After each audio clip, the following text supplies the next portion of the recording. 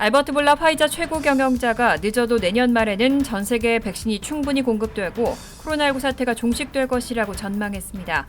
선진국의 경우는 올해 말이면 일상생활로 돌아갈 수 있을 것이라고 진단했습니다. 제약사 화이자가 자사의 관절염 치료제 젤잔즈가 코로나19 치료에 효과가 있는 것으로 나타났다고 밝혔습니다. 일부 소수계와 여성 식당주들이 레스토랑을 지원하는 연방기금의 지급이 보류됐다는 통보를 받았습니다.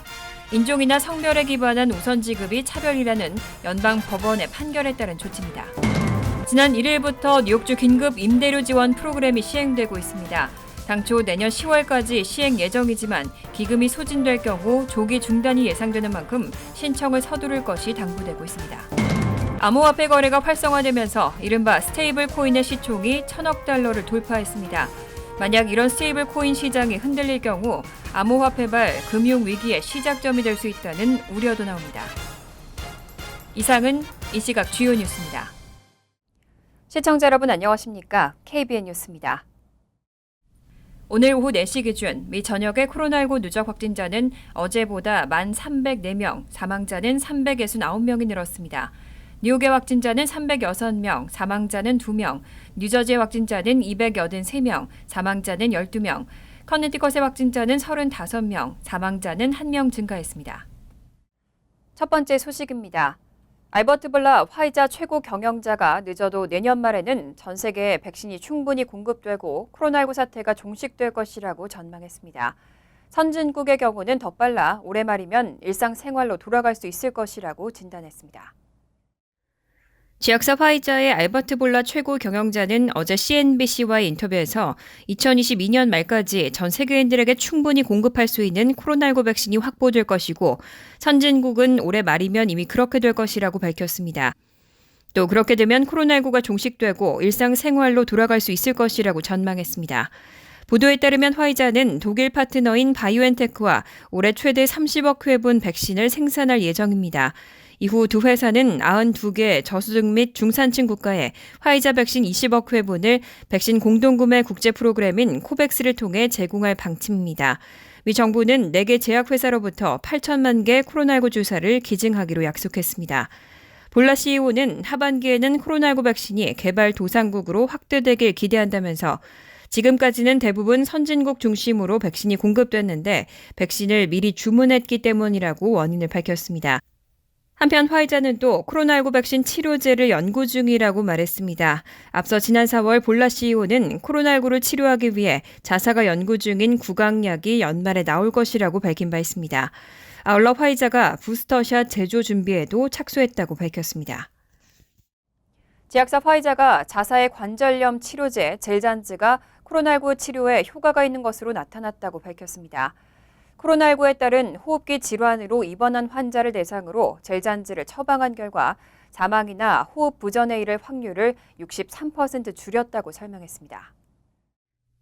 제약사 화이자는 자사의 관절염 경구약 치료제인 젤잔즈가 코로나19에 따른 호흡기 질환으로 입원한 환자의 사망 또는 호흡 부전 가능성을 줄여주는 것으로 나타났다고 설명했습니다. 화이자는 브라질에서 코로나19에 걸린 중증 성인 환자 289명을 대상으로 임상 시험을 진행했습니다. 이에 따르면 젤잔즈 처방을 받은 환자 중에서는 사망 또는 호흡 부전에 이르는 비중이 18.1%였고 가짜 약을 처방한 대조군 환자 중에서는 29%에 달했습니다. 통계로 보면 위험이 63% 줄어드는 셈이라고 화이자는 설명했습니다. 투약 28일 이후 사망 비율은 젤잔즈를 투약한 중증 코로나19 환자군에서는 2.8%였지만 위약 투약 그룹에서는 5.5%로 배 가까이 높았습니다. 중증 부작용은 젤잔즈 투약 환자의 14.1%, 대조군 환자 중 12%에서 각각 나타났습니다. 젤잔즈는 만성 염증성 질환을 치료하는 선택적 면역 억제제인 토파스티닙을 성분으로 하고 지난 2012년 식품의약국에서 류머티즘 관절염 치료제로 승인받았습니다. 연구진은 치료 절차에 토파스티닙을 추가로 처방하는 게 사망 또는 호흡 부전 위험을 더 줄일 가능성이 있다는 점을 보여준다고 말했습니다. 루이지애나주가 일주일에 최대 $300를 추가 지원하는 연방정부 차원의 실업수당을 중단하기로 했습니다. 민주당 소속 주지사가 연방 실업수당을 조기 철회한 건 루이지애나가 처음입니다. 민주당 존 벨 에드워드 루이지애나 주지사는 주정부 실업수당을 다소 인상하는 대신 연방정부가 지급하는 추가 실업수당을 중단하는 법안에 어제 서명했습니다. 민주당 소속 주지사가 연방 실업수당을 조기 철회한 건 루이지애나가 처음입니다. 법안에 따르면 루이지애나는 내년 1월 1일부터 영구적으로 실업수당을 매주 $28 추가 지급합니다.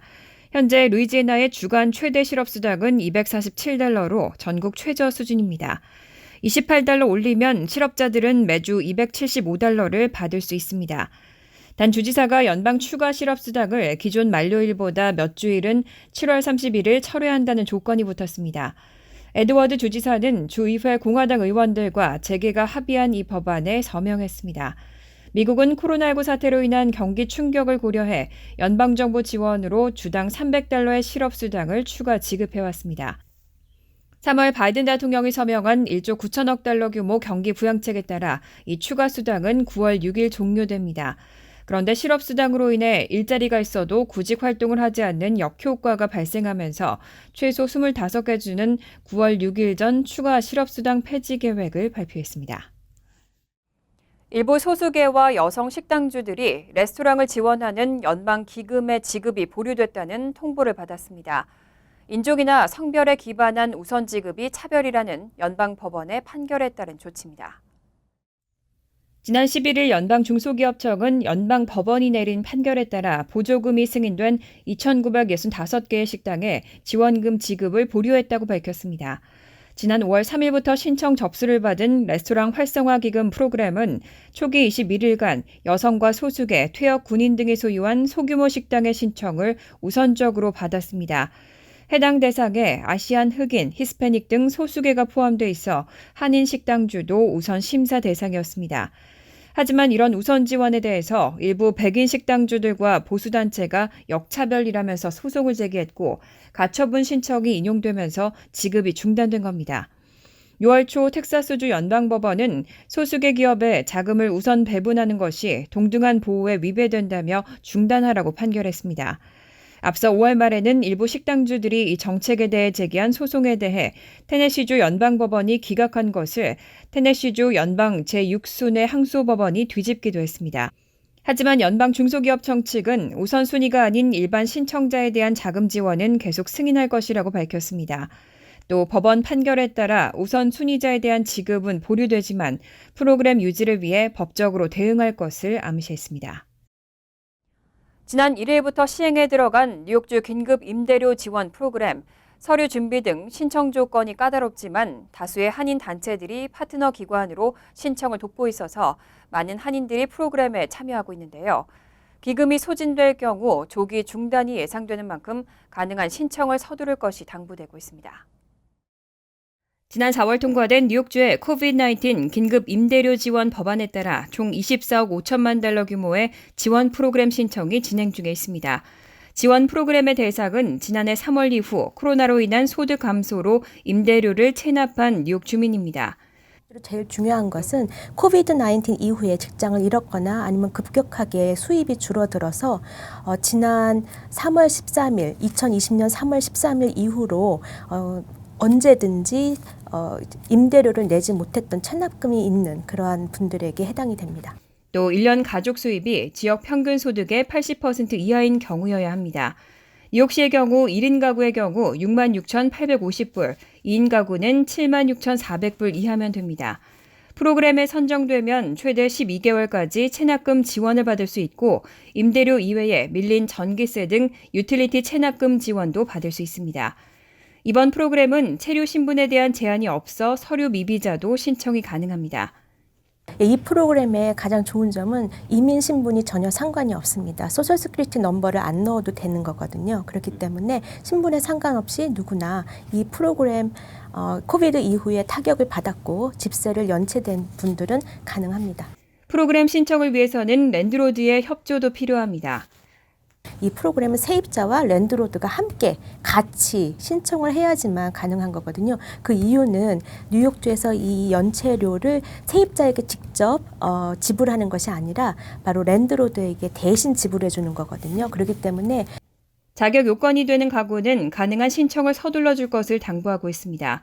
당초 내년 10월까지 프로그램을 진행하겠다고 발표했지만 기금이 소진될 경우 조기 중단될 가능성도 있습니다. 프로그램 지원 신청은 시민참여센터와 뉴욕 한인봉사센터, 가정상담소 등 6개 한인단체를 통해 도움을 받을 수 있습니다. 공화당이 장악한 텍사스와 플로리다주가 바이든 행정부의 국경 이민 정책을 비판하고 손을 잡았습니다. 텍사스주는 트럼프 전 대통령 시절 추진됐지만 바이든 행정부 들어 중단된 국경 장벽 건설을 재개한다고 선언했습니다. 어제 텍사스주는 트럼프 전 대통령 시절 추진됐다가 현 행정부 출범 이후 중단된 국경 장벽 건설을 재개한다고 공식 선언했습니다. 플로리다주는 국경 단속 인력을 텍사스주에 파견하기로 한 것으로 전해졌습니다. 공화당 소속 그레그 에버 텍사스 주지사는 이날 기자회견에서 바이든 행정부가 남부 국경지대를 보호해야 하는 책임을 포기했다면서 자체적으로 국경 장벽을 건설하겠다고 발표했습니다. 에버 주지사는 2억 5천만 달러에 달하는 주정부의 재정을 우선 투입해 국경장벽 재건 프로젝트를 시작하겠다면서 향후 기부금, 모금 등을 통해 장벽 건설을 완료하겠다고 밝혔습니다. 에버 주지사는 집들이 침략당하고 이웃들이 위험에 처했고 주민들이 위협받고 있다며 국경 위기는 바이든 행정부의 개방적 국경 정책에 따른 직접적인 결과라고 말했습니다. 플로리다주는 국경 보안과 미입국자 단속을 위해 인력을 파견해달라는 텍사스와 애리조나주의 요청에 화답했습니다. 공화당 소속 론 디센티스 주지사는 성명을 내고 고속도로 순찰대와 치안부, 9개 카운티 보안관실 소속 인력을 텍사스와 애리조나주에 보내기로 했다고 밝혔습니다. 디센티스 주지사는 바이든 행정부가 트럼프 전 대통령의 불법 이민 억제 정책을 끝장냈다며 국경 안보 위기는 모든 주와 모든 미국인에게 영향을 미친다고 강조했습니다. 법무부가 국가 차원에서 해킹 범죄를 용인하는 나라로 지목한 국가들 가운데 북한이 포함됐습니다. 법무부는 어제 러시아와 중국, 이란, 북한이 랜섬웨어 해커들에게 피난처를 제공하는 등 해킹을 묵인하고 있다고 밝히고 대책을 촉구했습니다. 미국의 소리방송에 따르면 존 디머스 법무부 국가안보 담당 차관보는 어제 사이버 보안 전문 매체 사이버 스쿱이 개최한 온라인 화상 토론회에서 랜섬웨어 해커들에게 피난처를 제공하는 나라들에 대한 질문에 러시아와 중국, 이란, 북한에서 이 문제를 목격했다고 대답했습니다. 이날 유엔 안보리 전문가 패널은 지난 3월 보고서에서 북한이 2019년부터 2020년 11월까지 사이버 해킹으로 약 3억 1,640만 달러를 탈취했다고 밝혔습니다. 또 재무부는 2017년 1월부터 2018년 9월까지 북한이 암호화폐 해킹으로 5억 7,100만 달러를 탈취했을 가능성을 제기한 바 있습니다. 디머스 차관보는 이런 국가들의 정부는 자국 내에서 범죄적 해킹 활동을 용인하면서 이를 대가로 해커를 이용해 자신들이 관심이 있는 분야에서 이득을 취하려고 한다며 보호를 받는 해커들이 다른 국가들을 공격할 때 이들을 보호하는 국가들은 이를 묵인해 피해를 더 크게 만들 것이라고 지적했습니다. 이를 해결하기 위해서는 유럽이나 아시아 등 사이버 범죄에 대해 같은 생각을 가진 나라들이 압박을 가해 이를 묵인하는 러시아와 중국, 이란, 북한 등의 국경 내에서 단속을 하는 등 해킹 행위가 이뤄지지 못하도록 최소한의 노력을 해야 한다고 덧붙였습니다. 연방준비제도가 기존 전망보다 1년 빠른 2023년에 두 차례의 조기금리 인상 가능성을 시사했습니다. 연준은 코로나 팬데믹으로부터 경제가 빠르게 벗어나면서 물가 상승폭이 예상보다 크고 오래 지속될 수 있다고 판단했습니다. 연방준비제도가 기존 전망보다 1년 빠른 2023년에 두 차례 조기금리 인상 가능성을 시사했습니다. 지난 3월까지만 해도 금리 인상과 거리를 뒀던 연준 위원들의 다수 의견도 3개월 만에 금리 인상 쪽으로 돌아섰습니다. 경제 회복 속도와 규모가 예상보다 훨씬 빠르고 광범위하게 진행될 경우 연준이 본격적 금리 인상에 나설 것이라는 전망이 나옵니다. 연준이 어제 정례 연방공개시장위원회 회의 이후 내놓은 성명에서 가장 주목되는 부분은 물가 상승률 전망치입니다. 연준은 물가 상승률 전망치를 지난 3월 2.4%에서 3.4%로 1%포인트나 올려잡았고 경제 성장률 전망치 역시 기존 6.5%에서 7%로 상향했습니다. 제롬 파월 연준 의장도 이날 기자회견에서 인플레이션이 예상했던 것보다 더 높게 오래 지속될 가능성이 커지고 있다고 밝혔습니다. 한편 이날 연준은 연방공개시장위원회 위원들의 향후 금리 전망을 보여주는 지표인 점도표에서 2023년까지 두 차례 금리 인상이 이뤄질 것으로 예측했습니다. 테이퍼링 논의도 테이블 위에 올라왔습니다. 파월 의장은 테이퍼링 문제를 의논할지에 대한 논의가 있었다고 볼 수 있다면서 테이퍼링을 시작하기 전에 시장과 충분히 소통할 것이라고 밝혔습니다. 암호화폐 거래가 활성화되면서 이른바 스테이블 코인의 시총이 1,000억 달러를 돌파했습니다. 만약 이런 스테이블 코인 시장이 흔들릴 경우 암호화폐발 금융 위기의 시작점이 될 수 있다는 우려도 나옵니다. 최근 들어 암호화폐 거래가 폭발적으로 늘어나면서 스테이블 코인의 거래도 활성화돼 전체 스테이블 코인 시총이 1,000억 달러를 돌파했습니다. 스테이블 코인은 가격 변동성을 최소화하도록 설계된 암호화폐로 보통 1코인이 1달러의 가치를 갖도록 설계돼 있습니다. 테더, USDT가 대표적인 스테이블 코인인데 테더는 시총 625억 달러로 부동의 시총 3위의 암호화폐에 랭크되고 있습니다.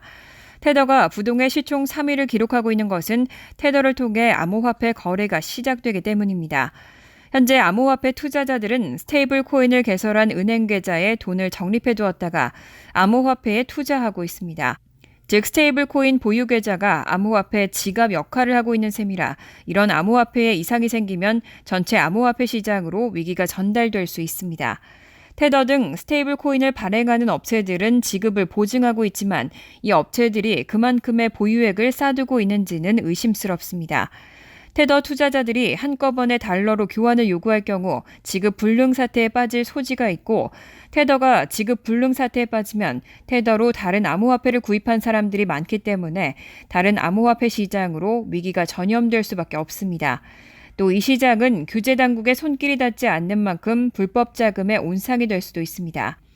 이런 이유로 블룸버그 통신은 암호화폐발 금융 위기가 온다면 테더 등 스테이블 코인에서 시작할 가능성이 크다고 전망했습니다. 비트코인의 가격이 보합세에 빠지면서 최근 알트코인에 대한 수요가 커지는 추세를 보여왔는데요.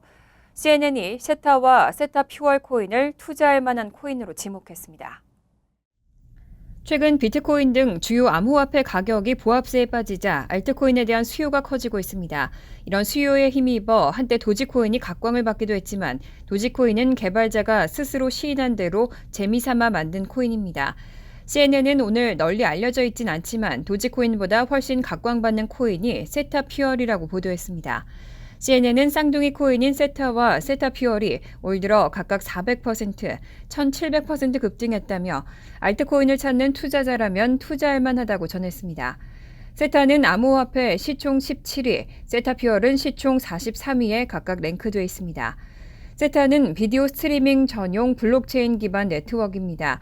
세타의 주요 사업 개념은 비디오 스트리밍의 탈중앙화를 이루고 업계 관계자들에게 비용 효율성과 공정성을 제공하는 것으로 이 네트워크는 세타, 세타 퓨얼, 감마 등 3가지 코인을 내놓고 있습니다.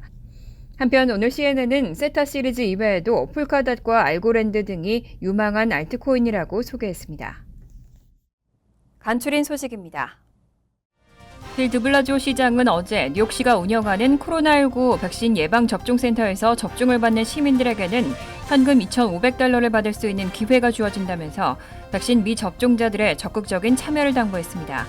백신을 맞은 접종자들에게 이메일이 발송되고 백신 접종자가 현금 등 받고 싶은 각종 경품을 선택하면 추첨을 통해 당첨자를 선정하는 방식입니다. 현금 2,500달러 경품은 7월까지 10명을 선정해 지급할 예정입니다. 뉴저지주 보건국은 지난해 3월 코로나19 사태로 인해 문을 닫은 지 15개월 만에 성인 데이케어 센터의 운영 재개를 허용한다고 발표했습니다. 이에 따라 주 전역에 약 165개 성인 데이케어 센터의 운영 재개가 곧 가능해지게 됐습니다. 주 보건국은 모든 직원 마스크 착용 의무화, 코로나19 백신을 맞은 이들의 경우 근접 활동 허용, 환자를 위한 격리 공간 마련과 환기를 위해 창문과 문을 반드시 개방할 것 등 운영 재개를 위한 안전 지침을 각 센터에 발송했다고 밝혔습니다. 연방항공청은 지난 2월 3일 아이다호주 보이즈를 떠나 LA로 향하던 알래스카 항공기에 탑승한 뒤 화장실에서 몰래 전자담배를 피우다 승무원에게 발각돼 지적을 당한 뒤 마스크 착용까지 거부한 탑승객에게 $1,300의 벌금을 부과했다고 밝혔습니다. 연방항공청은 기내 난동자 및 규정 준수 지시를 거부한 승객들에 대한 무고한 용 원칙을 적용해 기내에서 위험한 행동 및 질서를 지키지 않은 승객에게 거액의 벌금형을 선고했다고 밝혔습니다. 뉴욕시경이 최근 들어 가짜 번호판 차량을 이용한 범죄가 빠르게 증가하고 있다며 가짜 번호판을 단 차량에 대한 집중 단속에 들어갔습니다.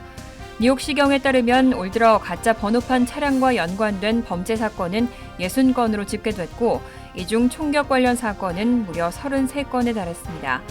NYPD 순찰국장은 코로나19 사태로 차량국이 폐쇄되고 제한된 서비스가 제공되면서 이를 악용한 범죄자들이 종이로 제작된 임시 번호판을 위조해 범죄에 이용하고 있다고 말했습니다. 환율과 증권 소식입니다.